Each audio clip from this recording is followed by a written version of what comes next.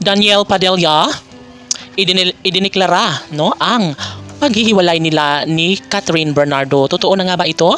Final na ba ang desisyon ni Daniel Padilla sa kanilang tuluyang paghihiwalay? Ay naku, talaga nga naman. Syempre paniguradong malulungkot ang lahat at syempre hindi ito ang kanilang kagustuhan na tuluyang mawasak ang pangako nila na sila lamang forever ni Catherine Bernardo at Daniel Padilla. Siguro nga naman dahil sa unang pagkakataon ay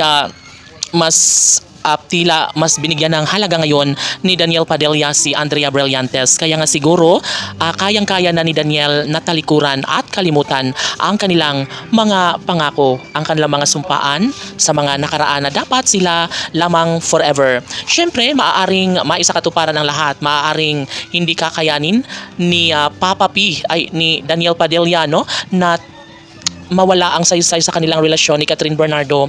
Ngunit sadya at ganun talaga ang buhay. Kung talagang si Andrea Brillantes nga ang pipiliin ni Daniel Padilla, ay wala nang magagawa pa ang taong bayan.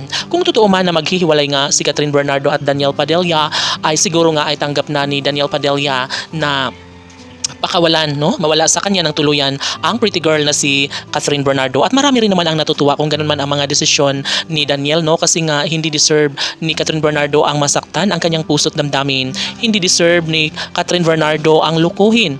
And of course, hindi ito ang nararapat na mangyayari sa kanilang relasyon sana. Ngunit ganun pa man ay sadyang si Daniel Padilla na nga ang unang gumawa ng kalukuhan sa kanilang pagmamahalan. Marahil si Andrea Brillantes nga ang pinili ngayon ni Daniel Padilla ay tila dead malamang ito ng mga tunay na tagahanga ni Catherine Bernardo, dahil ano pa nga ba ang kanilang magagawa kung sadyang si DJ na ang lalayo sa pretty girl na si Catherine Bernardo. Of course, malulungkot ang milyon-milyon ng mga taga-subaybay ng Katnia Love Team dahil hindi nga ito ang kanilang inaasahan. Lubos sila na umaasa na ngayong taon nga ay masimulan na magkaroon ng kasagutan ng lahat ng kanilang pangarap na pagkakatuluyan ng kanilang mga iniidolo.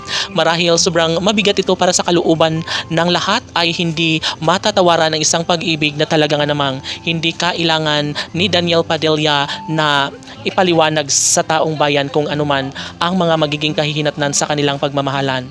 Sobra-sobra ang pag-ibig nila sa isa't isa noon at hindi maaari na basta na lang na ipaubaya ni Daniel Padilla ang kanyang pagmamahal para kay Andrea Brillantes.